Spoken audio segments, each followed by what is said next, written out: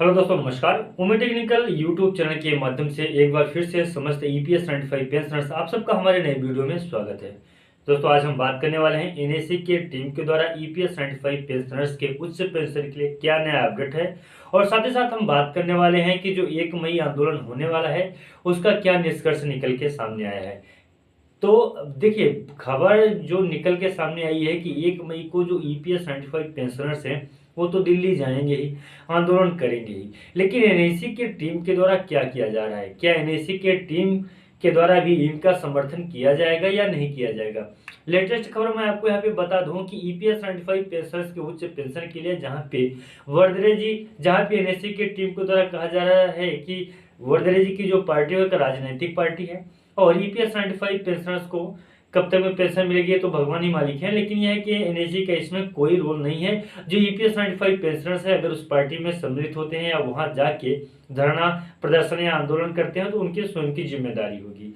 ठीक है, ये हो गया वर्दरे जी का। वर्दरे जी का हालांकि मैंने आपको वीडियो भी दिखाया था जहाँ पे उन्होंने ईपीएस 95 पेंशनर से अपील किया था कि ईपीएस 95 पेंशनर्स हैं उनके लिए वो लड़ रहे हैं। ईपीएस 95 पेंशनर्स की 10,000 रुपये पेंशन की मांग रखी है, साथ ही साथ और भी बहुत सारी मांग है जो मैंने पहले ही वीडियो में बता दिया है। अब मैं आपको बता दूं कि एनएससी की टीम के द्वारा हाल ही में एक घोषणा किया गया है, वहां पे साफ और स्पष्ट रूप से लिखा गया है कि सरकार को एनएससी के टीम के द्वारा चेतावनी दी गई है। उस चेतावनी में कहा गया है कि अगर सरकार हमारी मांगों को अतिशीघ्र मान नहीं लेती है तो 1 महीने तक का समय मैं सरकार को देता हूं, और साथ ही साथ सरकार अगर 1 महीने के अंदर अंदर हमारी मांगों को पूर्ण नहीं करती है तो 1 महीने बाद हम दिल्ली जंतर मंतर में जाके धरना करेंगे। और धरना जो है तो मतलब कि ऐसा धरना होगा कि वो खत्म नहीं होगा जब तक उनकी पेंशन में मांग, मतलब पेंशन की मांग जो है उसे जब तक पूरा नहीं किया जाएगा तब तक वह धरना खत्म नहीं होगा, समाप्त नहीं होगा। आमरण धरना होगा, आमरण अनशन होगा, यानी कि शुरू से लेकर लास्ट तक होगा जब तक ईपीएस 95 पेंशनर्स की मांगे पूर्ण नहीं हो जाती हैं। अब मैं आपको यहाँ पे बता दूं कि राजनीतिक पार्टी का जो टैग दिए हैं एनएसी के टीम के द्वारा वर्दरे जी की पार्टी और वर्दरे जी के माध्यम से जो एक बोला गया है ईपीएस 95 पेंशनर्स के उच्च पेंशन के लिए, उनके द्वारा भी कहा गया है कि हम भी आमरण अनशन नहीं करेंगे, न खत्म होने वाला धरना करेंगे। और ऐसा धरना होगा जब तक ईपीएस 95 पेंशनर्स की पेंशन में वृद्धि नहीं हो जाती है तब तक वह धरना चलता ही रहेगा, तब तक वो रुकेगा नहीं।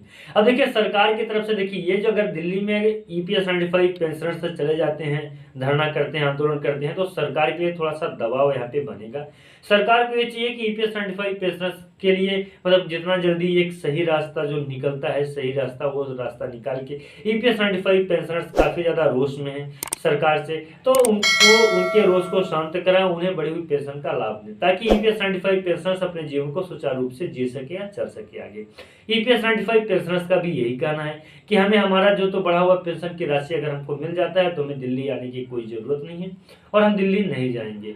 लेकिन यह है कि ईपीएस 95 पेंशनर्स के उच्च पेंशन के लिए जहां पे एनएसी के टीम के द्वारा इतना ज्यादा संघर्ष किया जा रहा था, वहीं पे अगर वर्दरे जी की पार्टी सामने आ रही है और ईपीएस 95 पेंशनर्स के लिए लड़ रही है, तो जहां तक मैं समझ रहा हूं और जो ईपीएस 95 पेंशनर्स है उनका भी यह कहना है कि एनएसी की टीम का भी खुल के समर्थन करना चाहिए, इनके साथ में ही इनका सपोर्ट करना चाहिए, समर्थन करना चाहिए। अब मैं आपको बता दूं कि ये दूसरी पार्टी है, वो दूसरी पार्टी है, यहाँ पे इस बात को समझिएगा आप। एनएसी की टीम अलग है और ये जो वर्दरे जी का ये जो अभी दिल्ली में आंदोलन करने वाले हैं 1 मई से, वो दूसरे।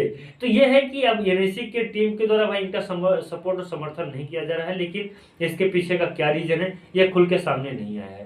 हालांकि मैं एक बात और बताना चाहता हूँ कि एनएससी के टीम के द्वारा कहा यही जा रहा है कि वह अपने किसी लालच बस हो सकता है या किसी अपने लाभ बस इसके लिए ईपीएस 95 पेंशन के लिए कर रहे हैं। लेकिन ऐसा तो बड़ा वैसा बात है, आप लोग खुद सोच सकते हैं, समझदार हैं और इस बात को समझ भी सकते हैं कि क्या कारण हो सकता है। लेकिन दोस्तों, जो मुख्य रूप से अपडेट यही था तो मैंने आपको अपडेट बताया है। बाकी दूसरी जगह का जो अपडेट है उसके ऊपर मैं वीडियो बनाऊंगा और आप लोगों को बताऊंगा कि आगे का अपडेट क्या है। फिलहाल अभी के लिए इतना ही था।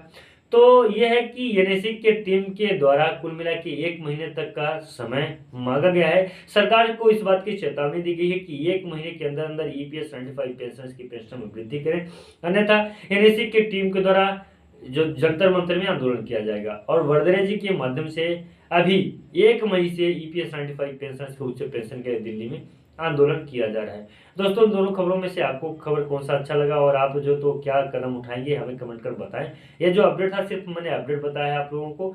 और किस आंदोलन में जाना है, कहाँ से EPS 95 पेंशनर्स की पेंशन में वृद्धि होगी, अभी इसका विस्तृत रूप से अगर कहा जाए तो कोई अपडेट नहीं है, कोई जानकारी नहीं है। आप किस पे बिलीव करते हैं, किस पे भरोसा करते हैं, NSE की टीम के साथ में जाएंगे या वर्दले जी की पार्टी में जाएंगे, वो आपके ऊपर डिसीजन है। दोस्तों, आपको यह जानकारी कैसी लगी आप हमें कमेंट कर बता सकते हैं। दोस्तों, आज के लिए बस इतना ही था। मिलते हैं किसी नए वीडियो में और नए अपडेट में। तब तक के लिए नमस्कार, जय हिंद, जय भारत।